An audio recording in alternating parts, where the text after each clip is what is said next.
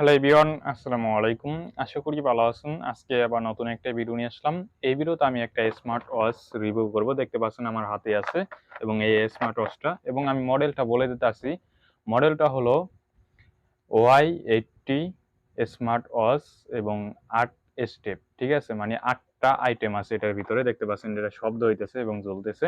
যাই হোক, এখন আনবক্সিং এবং এগুলা খুলি নাই এবং আপনাদের নিয়ে আর কি খুলবো এবং আপনারা ভিডিওটা দেখতে থাকেন।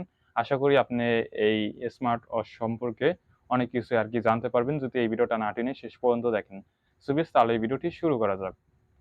আনবক্সিংটি শুরু করা যাক এবং দেখতে পাচ্ছেন অলরেডি বক্সটা দেখতে এরকম হবে। স্মার্ট ওয়াচ Y80 দেখতে পাচ্ছেন। আমি বক্সটা খুলে ফেলছি এবং তারপর প্রথমে যে বেলটা দেখতে পাচ্ছেন এটা হলো সুতার বেল এবং হালকা টান দিলে বলবে, এবং তারপর যে বেলটা দেখতে পাচ্ছেন এটা হালকা সাদার ভিতরে বেল।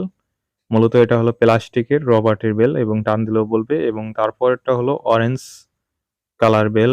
যাই হোক, এখানে আপনি এটাও সেম একই প্লাস্টিকের, টান দিলে আর কি বলবে বেলটা। যাই হোক, তারপর অরেঞ্জের ভিতরে ব্ল্যাক কালার দেখতে পাচ্ছেন, এটাও সেম একই প্লাস্টিকের এবং টান দিলে বলবে, এবং তারপর সেম একই, এটা হলো ব্ল্যাক কালার এবং এটাও প্লাস্টিকের, টান দিলে বলবে, এবং তারপর এটা হলো গ্রিন কালার, এটাও সেম একই প্লাস্টিকের এবং টান দিলে বলবে। ঠিক আছে, বেলগুলা ভালোই, মোটামুটি হালকা আছে এবং টান দিলে বলবে, ছিঁড়ে যাওয়ার কোনো সম্ভাবনা নাই।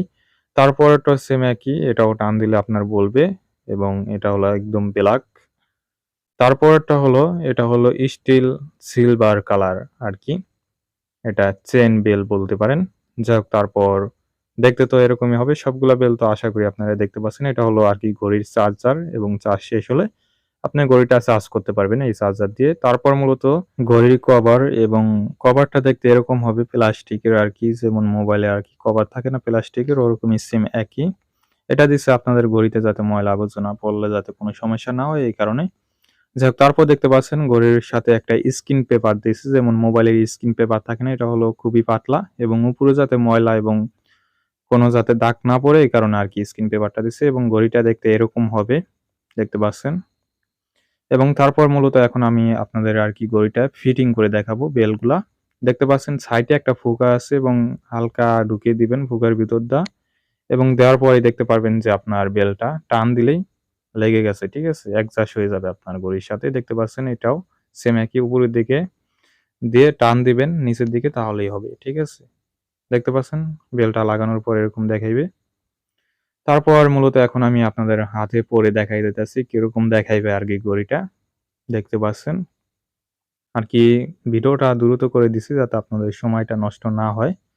দেখতে পাচ্ছেন অলরেডি আমার ঘড়িটা ফেন্দা শেষ, এবং তারপর ঘড়িটায় সাইডে দেখতে পারবেন যে অন করার জন্য একটা বাটন দেওয়া আছে, টিপ দিলে আপনার ঘড়িটা অন হয়ে যাবে। দেখতে পাচ্ছেন এখানে অনেক কিছুই আছে এবং অনেক কিছু সাপোর্ট করে ঘড়িতে, এবং অনেক কিছু সাপোর্ট করে না, যেমন দৌড়, তারপর টাইম দেখতে পারবেন, বিভিন্ন সফটওয়্যার আছে।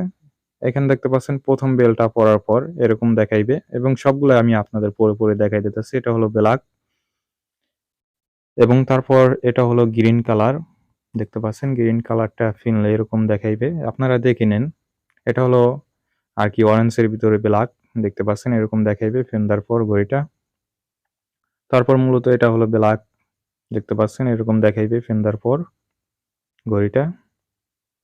তারপর দেখতে পাচ্ছেন এটা হলো সাদা বলতে পারেন, হালকা সাদা, দেখতে পাচ্ছেন এরকম দেখাইবে ঘড়িটা ফেন্দার পর। তারপর মূলত এটা হলো সিলভার কালার চেন আর কি, দেখতে পাচ্ছেন। সো বিয়াস, এই ভিডিওটি যদি আপনার ভালো লাগে অবশ্যই কি করবেন, দেখেন নিচে একটা সাবস্ক্রাইব বাটন দেওয়া আছে এবং ওইখান থেকে ওই বাটনে ক্লিক করে ইউটিউব চ্যানেলটি অবশ্যই সাবস্ক্রাইব করবেন এবং পাশে থাকা বেল আইকনটি অন করে দিবেন। যদি করে রাখেন তাহলে পরবর্তীতে নেক্সট যে ভিডিওটা ছাড়বো এটা আপনি সবার আগে পেয়ে যাবেন।